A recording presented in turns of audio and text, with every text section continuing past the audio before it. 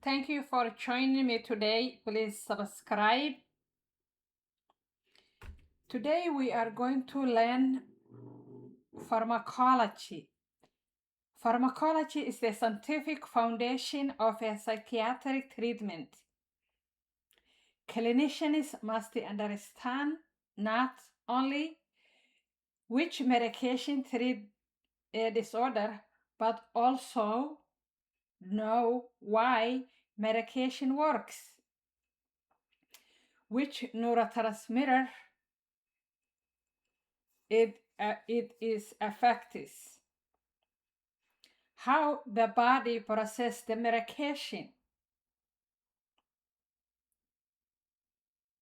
how medication interact with the body, how to educate the patient, how to monitor the safety, how to individualize the treatment. The goal of a psychopharmacology is diagnosis, neurobiological, medication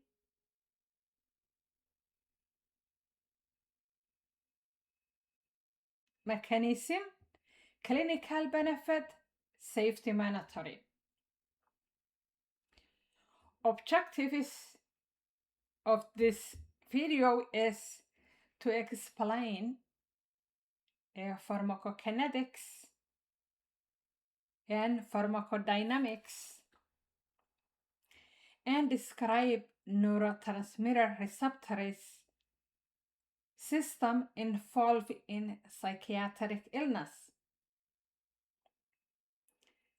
Select evidence-based psychotropic medications. Apply medication.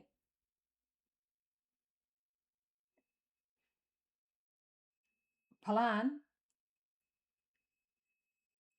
Monitor advice effect and laboratory evaluation. Educate patients regarding medication safety. Apply broad medication reasoning.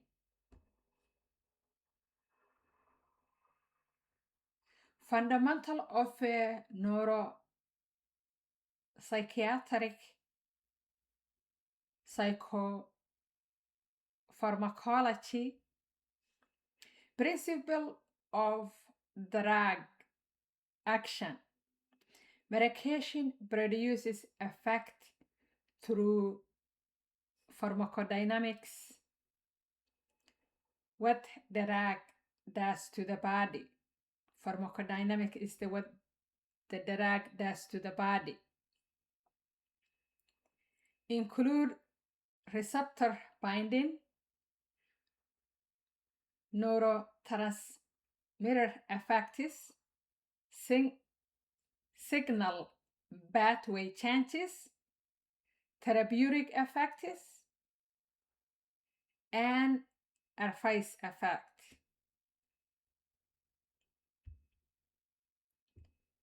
Pharmacokinetics is what the body does to the drug.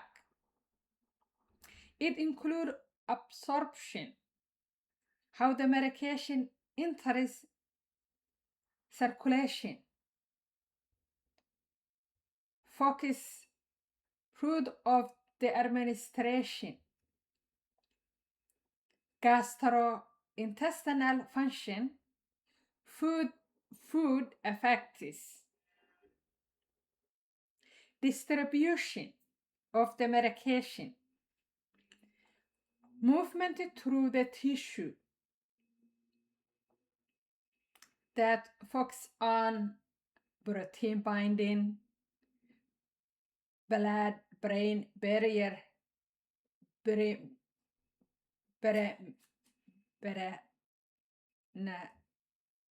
penetration, lipid solution, how the lipid solution, blood how the medication that goes through the brain barrier penetrates, how the lipid solubility medication distribute protein binding, metabolism. Most psychiatric medications are metabolized in the liver. Major systems are the enzymes, cytochrome P450 enzyme, which is important enzymes are CYP2D, CYP3A4, CYP-C19, CYP1A2.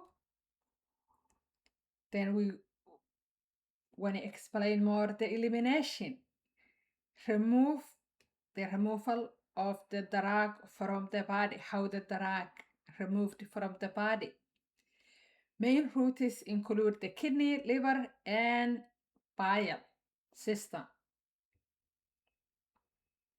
We want to also talk about the half-life. Half-life equal to time required for the body to eliminate 50% of the medication in the body. Clinically important. It is clinically important. Longer lifetime has advantages and disadvantages. Advantages include more stable blood levels, less withdrawal if the medication has a long half-life. However, disadvantages include longer adverse effect because the medication is staying there. If they have a adverse effect, it will also stay in the body. Steady state. Most medications reach the steady state after approximately 4 to 5 half-lives. Important for dose adjustment, therapeutic monitoring. Neurotransmitter system in a psychiatry.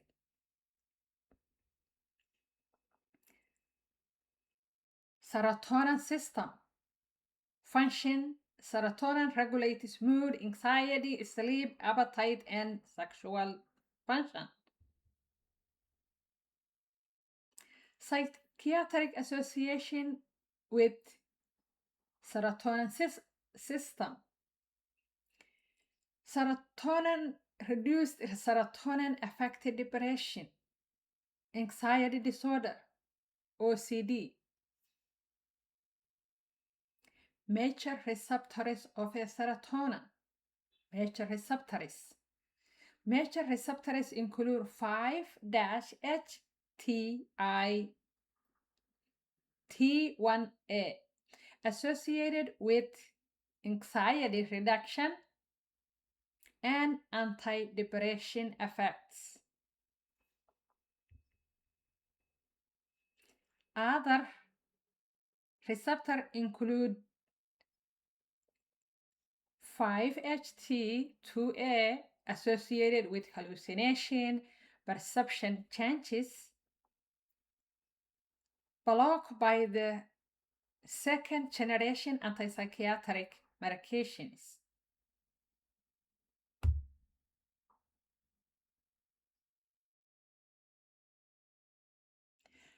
Other receptors of serotonin is 5-HT3, associated with nausea. Other neurotransmitter system that we want to talk about is the dopamine system. Dopamine system function is Dopamine regulates reward center, motivation, movement, silence. Dopamine pathway include mesolimbic pathway and mesocortical pathway. Mesolimbic pathway excrete dopamine, and it is associated with positive symptoms of schizophrenia: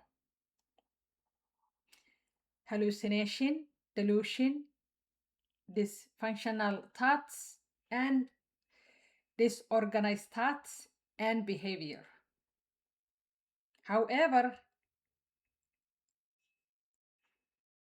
mesocortical pathway reduce dopamine,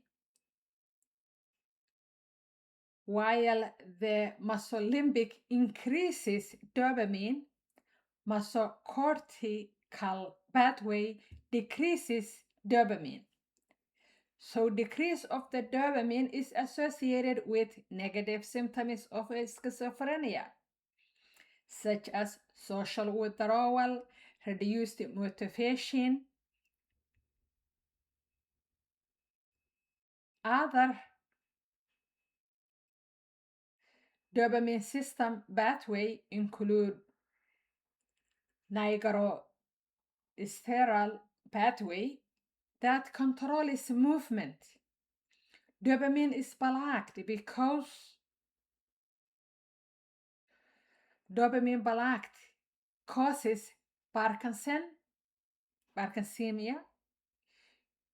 means the shuffling gait, muscle movement, stiff muscles when the patient has a Parkinson, but this is Parkinson blockage. Some of the psychiatric medications have a side effects of blocking dopamine, and that causes Parkinsonia, tremors, rigidity, muscle tremors. All that is caused by the nigrosterol pathway. Other dopamine pathway is a tubroinfundibular pathway.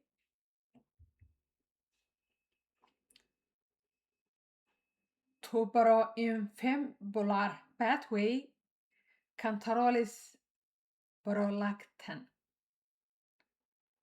Dopamine blockage causes increased prolactin,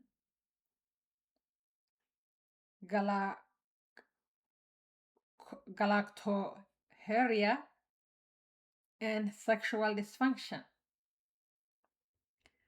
Other neurotransmitter pathways that we want to talk about is the norepinephrine system.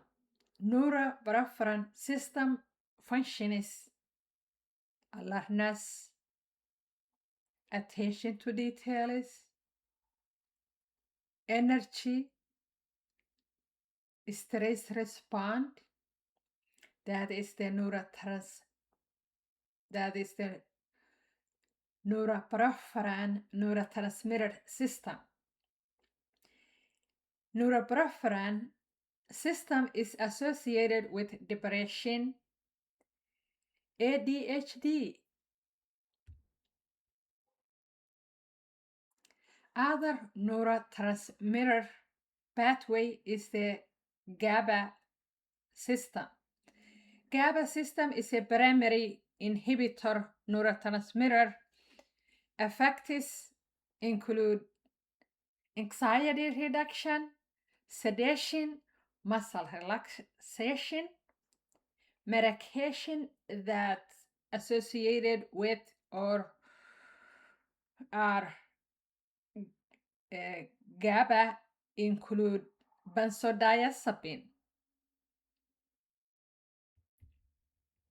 Glutamate system of a neurotransmitter, primarily excitatory neurotransmitter.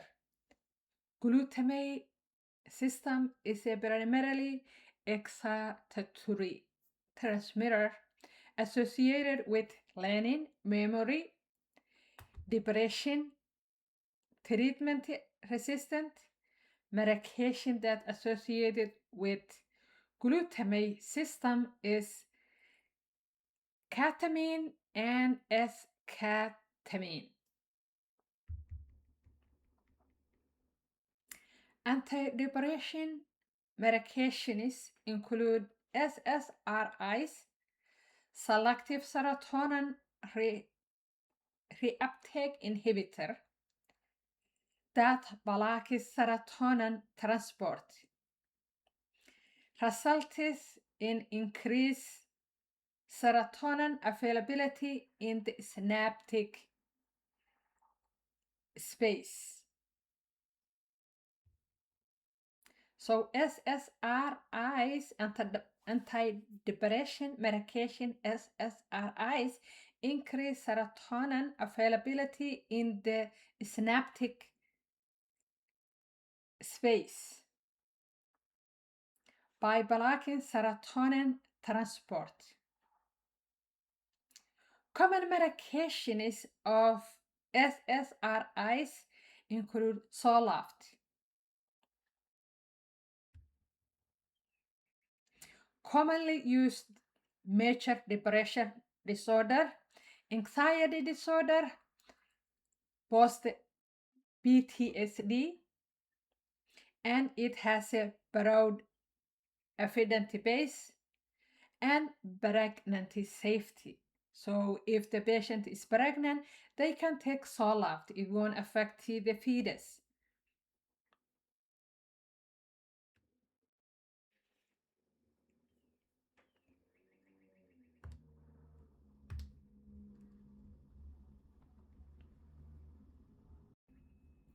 Other SSRI medications are Elaxapro. Elaxapro is used in depression, general anxiety disorder, and Advantage is well tolerated.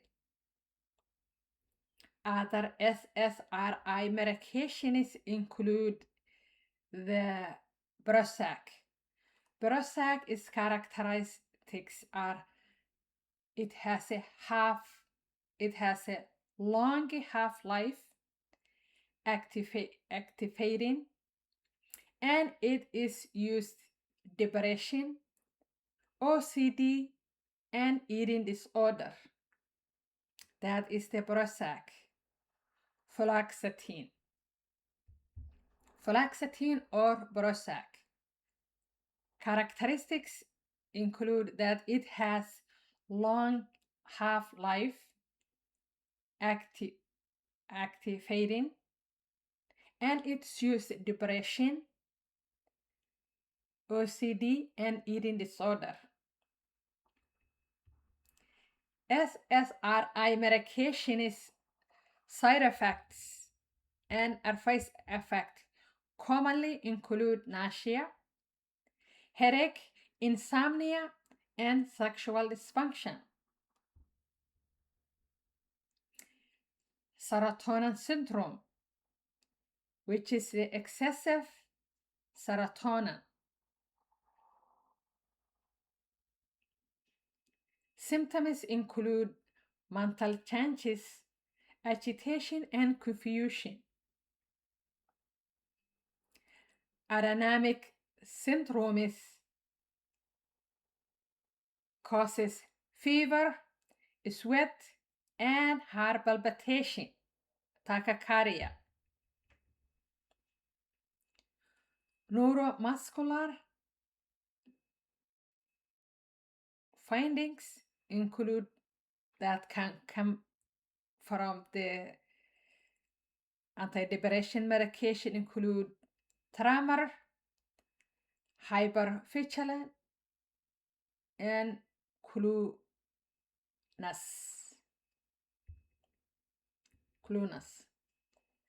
Black box warning of SSRIs include children and adolescents and young adults. Possible increases. So this medication increases the suicidal ideation through in the early treatment on children, teenagers, and young adults. Clinical response. Monitor closely after the initial dose or if you change the dose. So SSRIs has a black box warning that they increase suicidal ideation in children, teenagers, and young adults. The possible increase of suicidal ideation begins initial of the treatment or when the doses changes. So you want to monitor after initiating the dose or after changing the dose. Second antidepressant medication that we want to explain is the serotonin norepinephrine reuptake inhibitor, or SNRIs. SNRIs mechanism is they increase both serotonin and norepinephrine.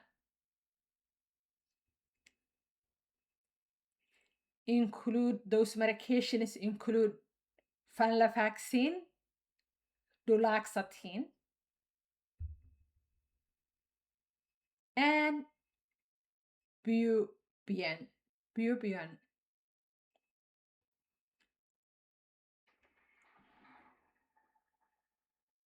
So venlafaxine is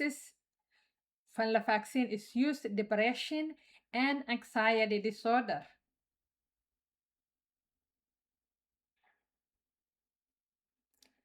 Venlafaxine is considered blood pressure monitoring.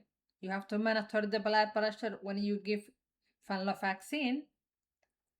Duloxetine used for depression, anxiety, and neuropathic pain. Monitor liver disease.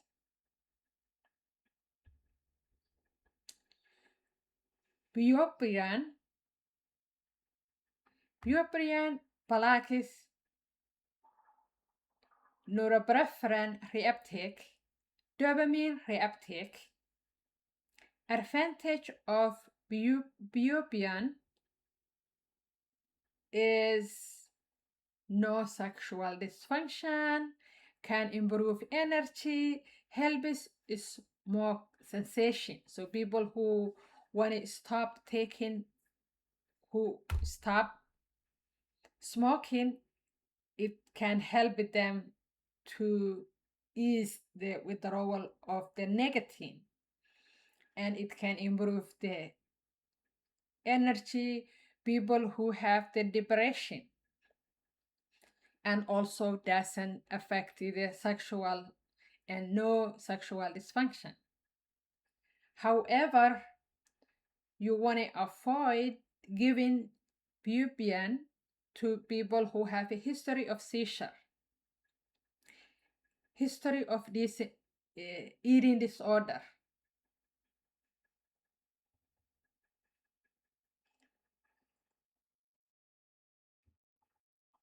Mirtazapine,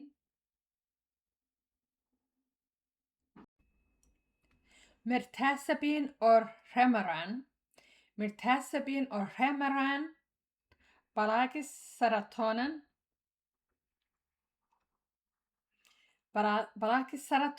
and also blocks alpha-2 agonist. Clinical advantage of using mirtazapine is it's helpful for depression with insomnia, depression with poor appetite. Majority of people that I saw being prescribed to mirtazapine have been older adults who are losing weight, who have failure to drive, who are having a low appetite. So mirtazapine is good for patients with depression, with insomnia, depression with low appetite. So it improves sleep and it improves the appetite.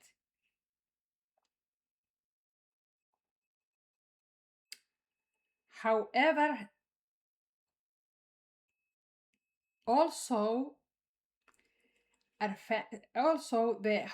the side effects include sedation and weight gain.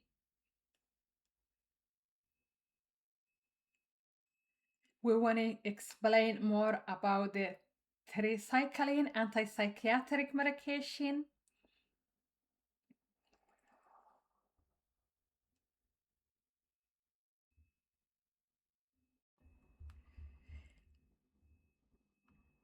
Tricycle antidepressant medications include amitriptyline and nortriptyline. Amitriptyline and nortriptyline. Amitriptyline, nortriptyline blocks serotonin and norepinephrine.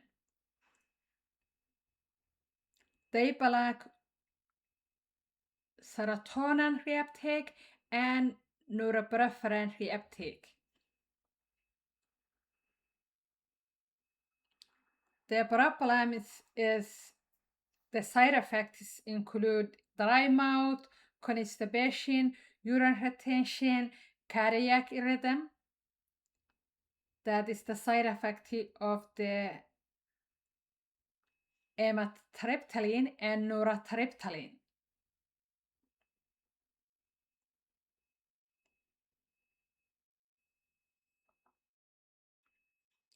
Monoamine oxidase inhibitor or MOAIs, they block monoamine metabolism and used to treatment resistant depression. They improve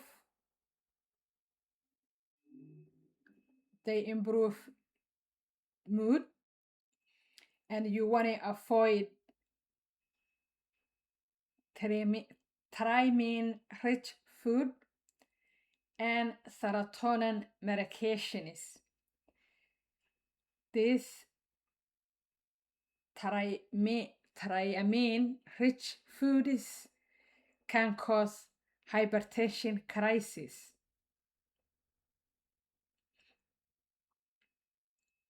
Mood stabilizers. Mood stabilizers include lithium. Lithium is the first mood stabilizer. Lithium is the second messenger modulation. Neuroprotective effect. It has a neuroprotective effect. Lithium is indicated for bipolar mania and maintenance treatment. So lithium is the first line of treatment for bipolar mania and maintenance treatment. Unique benefit of lithium is it reduces suicidal ideation. However, you have to monitor lithium. Before you start lithium, you want to assess the kidney function, thyroid function, pregnancy test when it's appropriate, and electrolytes. During treatment for lithium, you want to monitor lithium level, kidney function, and thyroid function. Lithium toxicity has a mild, moderate, and severe. So if the lithium toxicity is the moderate, the symptoms will be mild tremors and nausea. If the toxicity is moderate, you will see confusion, ataxia. If the lithium toxicity is very severe, you will see seizure and coma. It can lead to seizure and coma. Lithium interact with other medication, and the medication that increases lithium and lead to lithium toxicity include non-steroidal anti-inflammatory drug, anti-agonist conferrin enzyme inhibitors, diuretics. We want to talk about the second mood stabilizer medication, valproate. Valproate enhances GABA amine tartrate acid activation. It is useful for acute mania and bipolar maintenance. So valproate is indicated for acute mania and bipolar maintenance. However, you have to monitor the liver function, platelet level, and drug level.